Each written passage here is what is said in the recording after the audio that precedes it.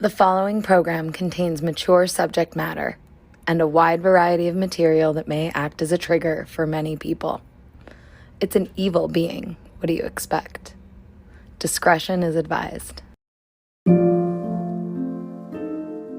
episode 1 of this season, season 2 of A Shock in the Dark, we were introduced to Deborah Moffat, who was living with her husband and mother-in-law, father-in-law in one house, while the house they owned and were renting out next door was experiencing some paranormal activity.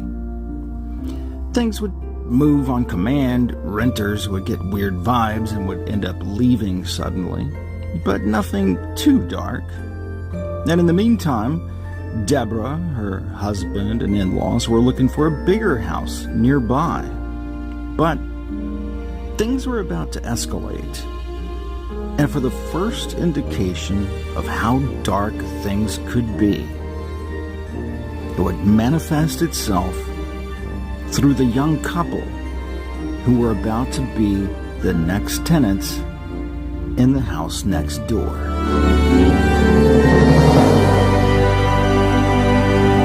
This is A Shock in the Dark, Mr. Entity. Episode 2.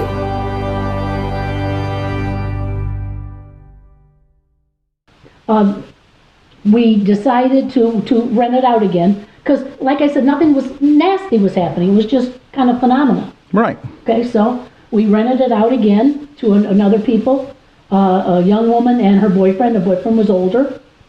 Again, they didn't say, I remember my husband saying, because I said, do you think we should tell them things are happening here before they rent? And I remember very jokingly, my husband said, oh, by the way, it may be haunted. You know, and they didn't pay any attention. So the lady was named Michelle. She was a nice lady. The boyfriend, it was a boyfriend. He was older than her. Very reserved. I saw them. They lived there for a few months. I saw them. She would come out and I would talk to her periodically. Nice lady. Then I noticed she was kind of withdrawn, and the next time I saw her, she was kind of beat up. And I asked her, what was going on? Was she okay? She said, well, since they moved into the house, her boyfriend kind of changed. He became very mean. Very mean. So I said, well, you don't have to take this. You want me to take you to a shelter or someplace? She said, no, I can take care of myself. Because she was the type that looked like she could take care of herself. Right. That was the last time I ever saw her. Next thing I know, a couple weeks later, he's moving out. He left. He just left. Left the place spotless. I mean, it was cleaned.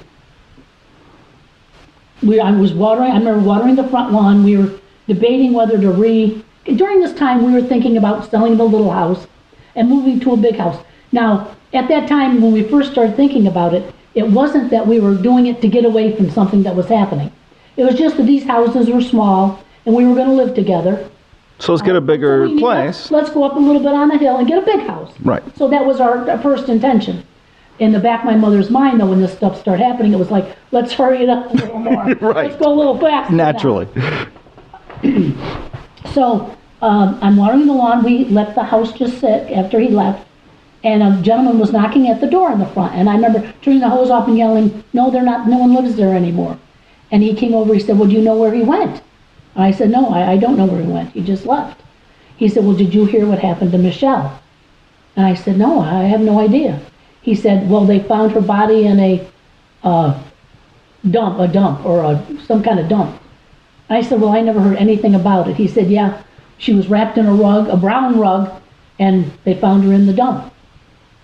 Well, I was thinking, well, the guy was hostile. Did this have anything to do with what was there in the house? Naturally, you'd think I was thinking, what's going on? I went and told my husband. Now, my husband, you have to understand, my husband was really smart. He had like 5 degrees. He had a bad heart, but he was really smart. And he used to go through 5 newspapers a day. He'd buy every single newspaper. There was a news program on TV that he didn't watch. And he said to me, I've never heard anything about this. He said, don't you think I would have been in the news or would have been in the newspapers? I said, I'm just telling you what he said. Do you think we should do anything? We should call the police, tell them anything? You know what was going on? He said, my mother-in-law. Now, of course, yeah, I know what you're going to say already. But also, my mother-in-law's family was in the mafia. My mother-in-law's father was a hitman for the mafia. So she had been taught since she was a child, you don't get involved with the police. Yeah. She was, I mean, I don't care. Something can happen, a guy could have a gun to your face and you don't call the cops. Right. That's just the mentality Right. she was brought up with. And she seemed like a person who would naturally just not want to get involved and just, let's just leave that alone kind of person. That's what was her. Also, and when the stuff was going on, she thought people would think we were nuts, and a lot of people did after we started telling people. So we said no. She said no, we don't get the police involved. We don't even know this happened. Let it go. So we let it go. But during this time, after that, we didn't rent the house out. Have you ever found out what happened to? No, never did. Really? No. And 30 years later, I can't remember her name. I remember it was Michelle. I don't know her last name, or even where her body was found, or if it was true. Right. Because I never had any confirmation that it was true. It was just something that the gentleman told me. And the internet wasn't around then. You couldn't Google it. Right. So No. that was that. Now we decided we found a house. You're going to move into this bigger That's house. this house. Oh, okay. Yeah. Found the house. Loved the house. Nice big house. My mother-in-law and husband, great. They just wanted to leave the area. So the final day that we were, because we moved slowly back and forth up here, because it's not that far away. And you have the house, so yeah. So the last day, my mother-in-law and I were down at the house getting the last 2 boxes. This is when it started getting really weird. During this time, there had been things moving, TVs going on, off, little things that, that if you're frightened of it, would make you frightened, but if you weren't, they would who cares? Right. Little things like, so what? So we go into the bedroom, her bedroom, pick up the 2 boxes. All of a sudden, we're alone in the house. This is during the day. We hear this tremendous crash. We run to the kitchen. It had all cupboards on the walls in the kitchen. Something had literally taken the cupboards and ripped them off the walls. Now the cupboards didn't fall off the wall, like you can see. They were ripped. You can see where they were splintered, where something had just grabbed them and ripped them off the wall. While we're in the kitchen, we hear an explosion of glass breaking. We run back into the bedroom, and something blew out all the windows in the bedroom. And I remember my mother-in-law was white. I had the sense to grab the 2 boxes. Yeah, you don't want to go back in there. Now. And I remember saying, okay, and I remember grabbing the box, and I said, come on, we have to get out of here. So I remember grabbing the boxes, and I said, let's go, Mom. And she said, I'll never come back to this house again. So it was like this, whatever it was like getting to know us, not being hostile, not trying to scare us at the beginning. But when we were leaving, it's like it got upset that we were actually leaving. So that day that we weren't coming back again, it kind of got mad and started showing its true self. And I would naturally think, we're moving to a different house, so we're leaving all this behind. That's what we thought. We thought so. A quick question, when you have things like that, like the damage to the cabinets, the windows blowing out, obviously you have to get those things fixed. No, we weren't getting them fixed because they were selling. She didn't care. She just didn't care. They were selling the whole property down there. That take it the way it was because they weren't going to go down and fix it. Gotcha. We moved up to here. For 3 weeks it was heaven. Nothing. But 2 weeks when we were up here, my mother-in-law started doing outside gardening. She was a gardener. She loved flowers and things. And she had planted some beautiful things down at the other house.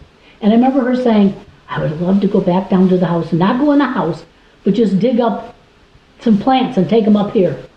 Yeah, stay out of the house. Yeah. And so I said, okay, well, I'll go with you. My father-in-law didn't want to go. He had something to do. My husband was restricted in what he could do. So I remember my mother-in-law went down there. It was in the middle of the day. Now, when you think about scary things, like I said before, even the last thing that was in the middle of the day, you don't think outside, people walking by, traffic, you're fine. So we go into the area to the back, and I remember she was bent down. She had a box, and she was digging some plants and putting it in the box. I went more towards the back where the shed was, and I turned around, and I heard her kind of yelp. And I turned around, and I see her, moving, being like someone had kicked her. And I remember she grabbed herself, she said, someone kicked me. And we're standing there, and it starts raining rocks. Rocks. What kind of rocks are we talking about? Pebbles, some little ones, some about that big, no more bigger than this. No bigger than a quarter. Yeah. So I remember grabbing her and saying, well, because they were coming down. And I grabbed her and we went into the little shed. Now the little shed was wood, but it had a plastic roof. And I remember the sound of the rocks hitting it. At first Ma said, oh, it's hail. It must be hail. So when we came out, I looked around, you could see the rocks on the ground. And I went over and picked one up. And it was a rock, but it was ice cold. It was ice cold, but it was rocks. A real rock. A real rock. But super cold. But super cold.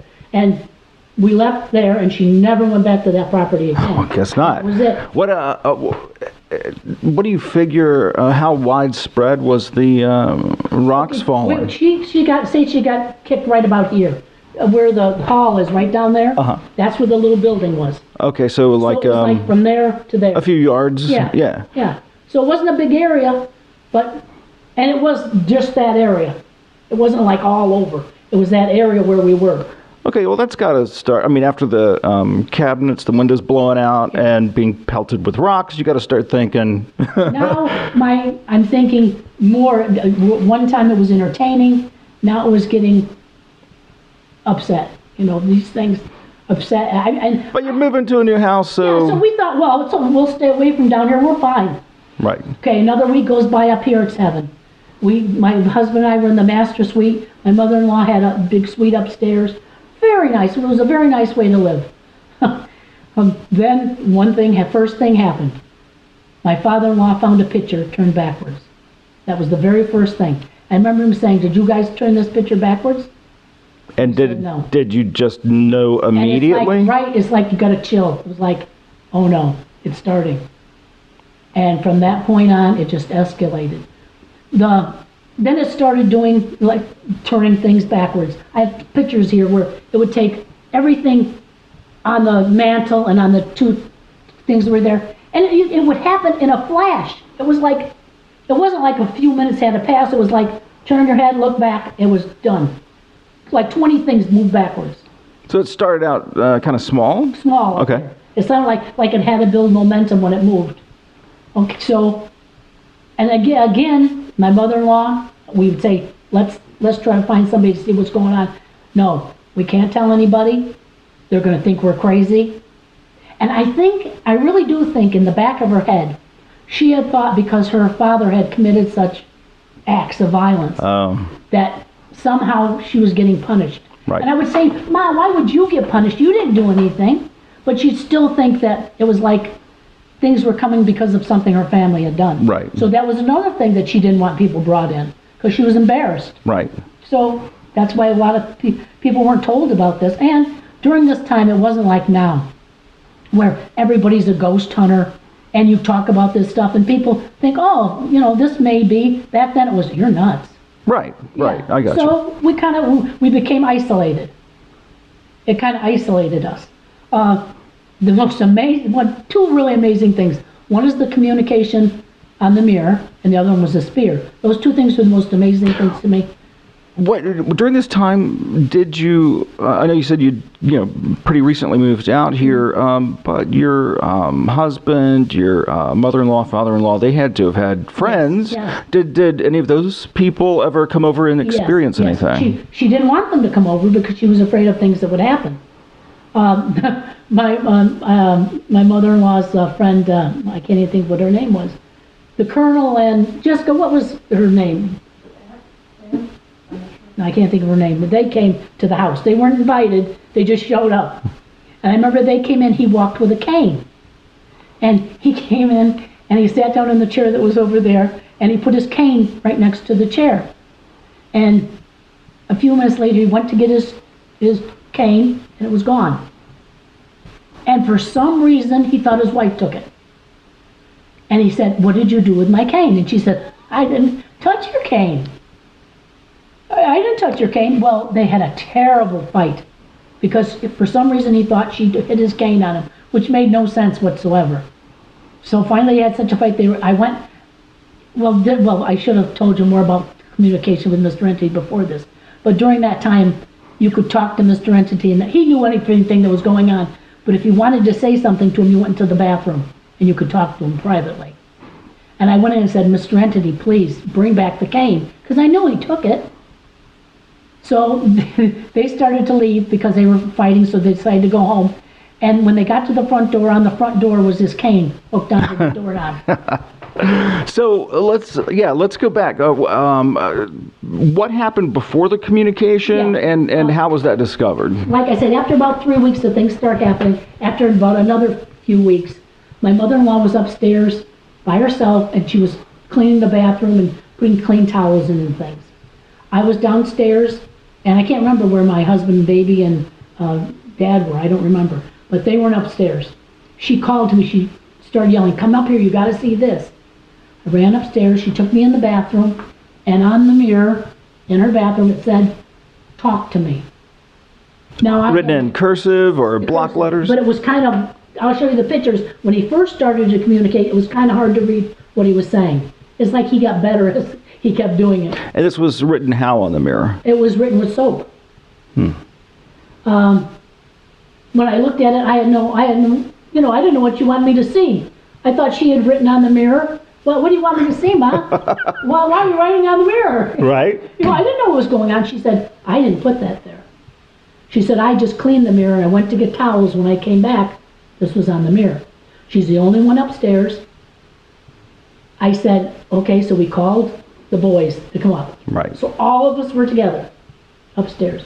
Upstairs there's the bedroom, and then there's the bathroom hooked right to the bedroom.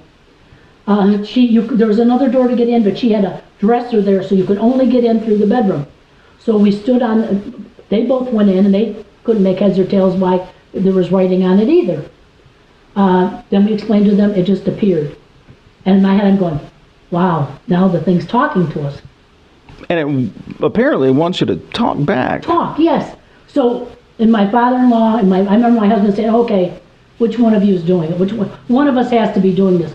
Because in your mind, when you think, you can't imagine something that you can't see can write to you. Yeah, I mean, even if you can imagine something turning pictures around and all that, writing words on the mirror on a different level. Totally does. Yeah, and so you just, so it's very hard to your mind to accept it. So your first thing is, oh, well, one of us is doing it. We're one of us playing a joke or something. So we said, here's my... So there's the four of you there, right? And my little baby, which you couldn't, he didn't do it. That'd be pretty amazing, too. But, okay, so it's you, your mother-in-law, your husband, and your father-in-law. Right. And out of those people, who thought, oh, something's going on, and who thought, one of us is doing that? I think at that time, my mother-in-law knew no one got up there. Right. So she was positive it was something doing it that she couldn't see. I wasn't too sure because I'm open-minded on things, but your mind doesn't want to accept it. Your mind wants to say, let's go for what's rational first. Right. And if we can eliminate that, then we'll go somewhere else. My husband, right away, okay, one of us is doing it because he didn't want it to be happening. Right. That just scared him. And your father-in-law is like, whatever. It's like writing on the mirror. It's like, okay. So but my father-in-law said, here's what we'll do. We went in, and he said, if something's here, we cleaned the mirror. He said, if something's here, write to us again. We went out to the bedroom, closed the door, waited a couple minutes, opened the door, went in. Now we know we're all together. One of us can't be doing it. Nobody's in the bathroom. Nobody's in the bathroom. They can't get in. And on the mirror it wrote, no escape. And I would start trying to escape right then. All of us just kind of, at that point, we just kind of looked at each other and said, now it can write? It was like, it can write too? So then I remember my father-in-law asking it, because he started asking it, he said, what's your name? Because you think it must be a ghost, because we didn't know anything about the paranormal. I didn't know, they didn't know if a ghost had the ability to write on a mirror or things like that. I didn't know. Right. So we automatically think, first thing you think is ghost. Okay. Okay, so my father-in-law said, well, who are you? We left, came back, and it wrote Prince, Prince. Prince. Obviously not the recording artist, No, but maybe a title. Yeah, something. Yeah. So then we erased it, and I think my father-in-law tried to speak to it again. I can't remember if it continued talking for a while or it just stopped. So we left, and I remember I remember my mother-in-law, at that point, she was petrified. I mean, Of course. yeah. And How do you even sleep with that finally, coma? she said, okay, we'll go to the church. We'll go to the church. So now Deborah Moffat, her husband, and her in-laws are all living in a house where an entity is writing notes to them on the bathroom mirror. And apparently it wants to communicate with them. And they've decided they need to get help from a church.